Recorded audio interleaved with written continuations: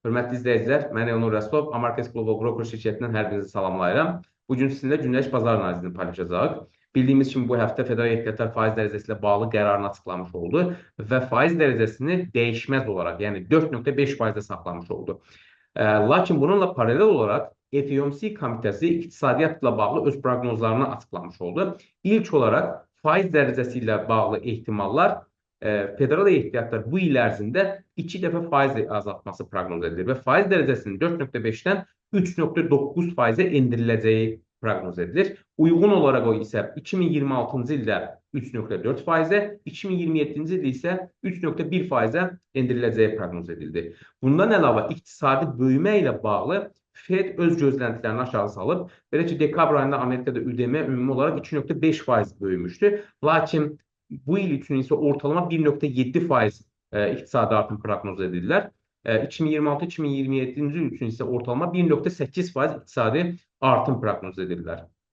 Bununla yanaşı Fed inflyasiya bağlı öz gözləntilərini açıqlayıb ki, bu yaxından izlənilməli olan bir faktordur. İnflyasiya ilə bağlı isə xüsusilə istehsalçı qiymət indeksinin 2,5%-dən 2,7%-ə yüksələcəyi bu il ərzində proqnoz edilir və sonradan isə 2026 və 2027 isə 2% ətrafında belə deyək, qərarlaşacağı proqnoz edilir ki, bu da federal ehtiyatların əsas hədəfidir. Xüsusilə biz inflyasiya göstəricilərini yaxından izləməliyik. Çünki inflyasiya artarsa, bu xüsusilə tarif siyasətinin təsirindən ola bilər və bir mənada inflyasiyanın artması federal ehtiyatların faizi aşağı salmasını çətinləşdirə bilər və yaxud da bazarı gözləntiləri azalda bilər. Bu da səhəm bazarına xüsusilə neqativ təsir edə bilər. Eyni zamanda dollarda artımı sürətləndirə bilər. Bundan başqa, hörmətli treyderlər, bir digər önəmli hadisə isə federal ehtiyatlar artıq bond satışı ilə bağlı, yəni Amerikan xəzinə bondlarının, istiqrazlarının satışı ilə bağlı olan həcmi azaldacaq. Hal-hazırda federal ehtiyatlar aylıq olaraq 25 milyard dollarlıq xəzinə istiqrazlarını satır. Bu bir mənada bu istiqrazları satır və investorlar əllərində olan likvid pulu, yəni dolları federal ehtiyatlara bir mənada vermiş olur və bu bir mənada bazarda pul kütləsinin yığılması deməkdir. Pul kütləsinin azaldılması demək idi. Lakin aprel ayından etibarən federal ehtiyatlar bu həcmi, yəni 25 milyard dolları 5 milyard dollara endirməyə düşünür. Yəni aylıq olaraq artıq 5 milyard dollarlıq xəzinə istiqrazları satmağı planlaşdırır ki, bu da bir mənada bazarda pul kütləsini çoxaldır və bu xüsusilə səhəm bazarına müsbət təsir edir. Bununla bağlı biz S&P 500 indeksi analiz edəndə daha yaxından görəcəyik. Texniki olaraq isə, hörmətli treyderlər, bir öncəki videomuzda, yəni deməli, çərşənbə günü olan videomuzda izah etmişdik. Diqqət etirsəniz, həmin vaxt dollar indeksi günlük olaraq birinci dəstək səviyyəsini qırmışdı, birinci müqavimət səviyyəsini qırmışdı və bazarda bir mənada alış siqnalı yaranmasıdır və növbəti gündə dollar indeksində yüksəliş müşahidə olundu. Baxmayaraq ki, federal ehtiyatlar faiz dərəcəsini dəyişməz olaraq saxladı, dollar indeksində bir düşüş müşahidə olundu. Lakin yenə də dollar indeksində belə deyək, texniki olaraq alış siqnalı yaranmışdı. Və xüsusilə qeyd etmişdik ki, makro traderlar bir mənada hər hansı bir fundamental hadisə baş verənə qədər öz pozisiyalarını yerləşdirmiş olurlar və artıq bir mənada baxmayaraq ki, Trump administrasiyası dollarla ucuzlaşmasını istəyirlər. Çünki dolların ucuzlaşması bir mənada Amerikanın borc problemini müəyyən mənada rahatlatmış olur. Eyni zamanda Trump'ın yanaşması bundan ibarətdir ki, dollar ucuzlaşarsa bu Amerikanın ixracatını gücləndirə bilər və eyni zamanda daxili istehsalatı bir mənada istehsalata təkan vermiş olar. Yəni ucuz pul bir mənada ixracatı gücləndirən faktordur. Lakin makro traderlar bunu görür və bir mənalı olaraq makro traderlar policy makerların etmək istədiklərinin əksinə gedirlər. Çünki ən böyük fürsətlər elə orada olur. Ondan dolayı bir mənada biz dollar indeksində hələlik kəskin düşüşlər olacağını proqnoz etmirik. Və texniki olaraq da dolların yüksələcəyi ilə bağlı siqnallar mövcuddur və gün ərzində dollar indeksi nə qədər ki birinci dəstək səviyyəsi olan, yəni bu gün üçün dəstək səviyyəsi olan 102.989 səviyyəsini qırıb onun altına bağlanmazsa, biz dollar indeksində artımını müşahidə edə bilərik. Hörmətli treyderlər, bir digər maliyyə alətimiz avro-dollar valyuta cütlüyüdür. Avro-dollar valyuta cütlüyündə də bir öncəki dəfə açıqlamışdıq ki, artıq müəyyən mənada eniş trendi başlaya bilər və faktiki olaraq da, texniki olaraq bizim sistemimizdə artıq siqnal yaranmışdı. Belə ki, çərşənbə günü deməli, avro-dollar valyuta cütlüyü birinci dəstək səviyyəsini qırdı və bazar həmin səviyyənin altına bağlanmış oldu. Və diqqət etirsəniz, həmin gündən etibarən avro-dollarda düşüş başlayıb. Və digər ən önəmli faktor bunu görmək üçün, əgər uzun vədədə ticarət edirsinizsə, faiz dərəcəsinin fərqinə baxsaq, birmənalı olaraq faiz dərəcəsi arasında fərq olduğu zaman faizin yüksək, yəni mərkəzi bankların faizinin yüksək olduğu valyutalar uzun vədədə hər zaman bahalaşmağa doğru gedir. Avropa Birliyi ilə və Amerika arasındakı faiz fərqinə baxsaq, Amerikada hal-hazırda federal ehtiyatların faiz dərəcəsi 4,5-dir. Avropa Birliyində isə bu 2,65-dir. Ona görə də avroda olan yüksəliş bir mənada Almaniyanın 1 trilyon dollara yaxın dövlət xərcləmə ilə bağlı planının olmasından dolayı böyük bir sürət qazanmışdı. Lakin bu, belə deyək, makro traderlər artıq öz mənfəətlərindən götürdükdən sonra bir mənada artıq uzun vədəli pozisiyalara geri qayıdırlar və faiz fərqindən dolayı avro-dollarda olan düşüş, avro-dollarda olan yüksəliş bir mənada məhdud idi və diqqət etirsəniz, texniki olaraq da bizdə siqnal deməli çərşənbə günü yaranmışdı və avro-dollarda artıq düşüş trendi başlayıb. Gün ərzində nə qədər ki, avro-dollar valyuta cütlüyü, yəni bu gün üçün birinci müqavimət səviyyəsi olan 1,0909 səviyyəsini, yəni bu səviyyəni qırıb bu səviyyənin üzərində bağlanmazsa, biz avro-dollar valyuta cütlüyündə düşüşün davam edəcəyini proqnoz edə bilərik.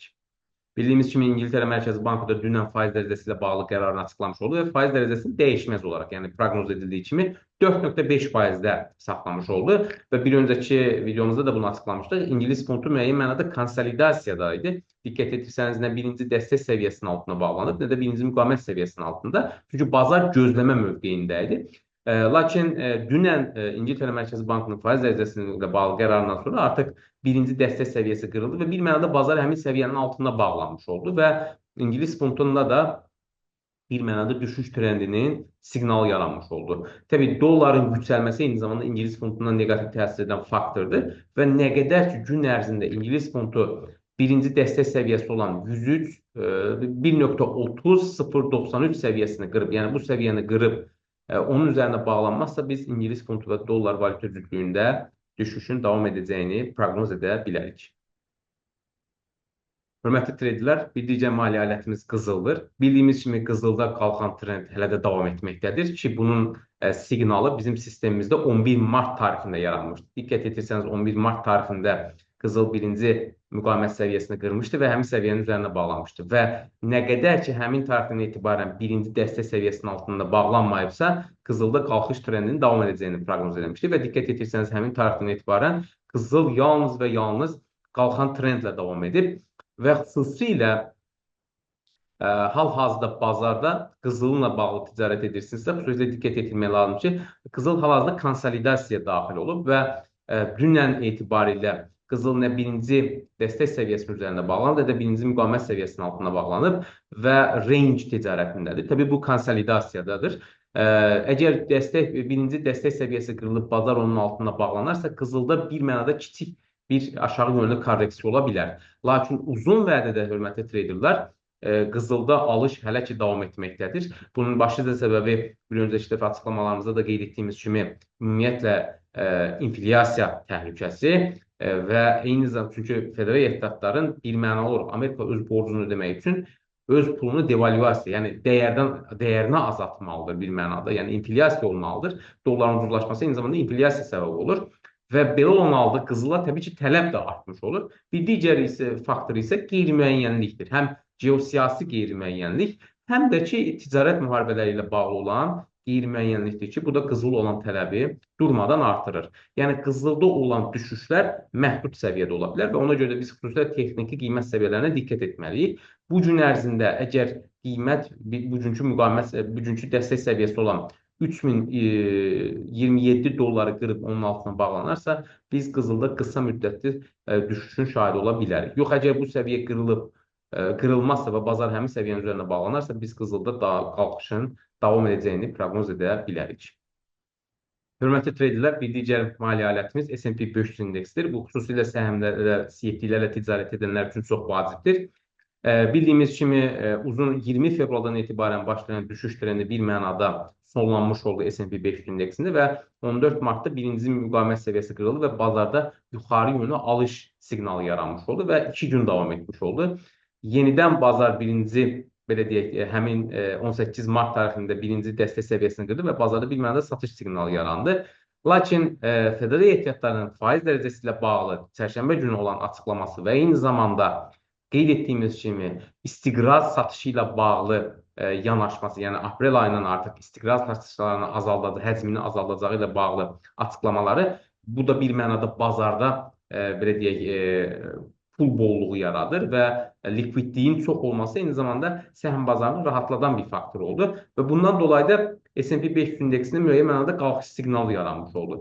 Təbii bunun biz nə qədər davam edəcəyini demək çox çətindir. Çünki kifayət qədər qeyri-müəyyənlik var. Həm ticarət belə deyək tarifləri ilə bağlı, həm də ki belə deyək Trumpın siyasəti ilə bağlı kifayət qədər qeyri-müəyyənlik var. Ümumiyyətlə S&P 500 indeksində olan yüksəliş bir mənada məhdud ola bilər. Lakin gün ərzində nə qədər ki bu gün üçün birinci dəstək səviyyəsi olan deməli 5635 dollar səviyyəsi qırılıb onun altına bağlanmazsa, biz S&P 500 indeksində yuxarı yönlü korreksiyanın davam edəcəyini proqnoz edə bilərik. Hörmətli izləyicilər, bugün sizə çatdıracağımız bu qədər. Sizə uğurlu ticarət arzulayırıq. Sağ olun.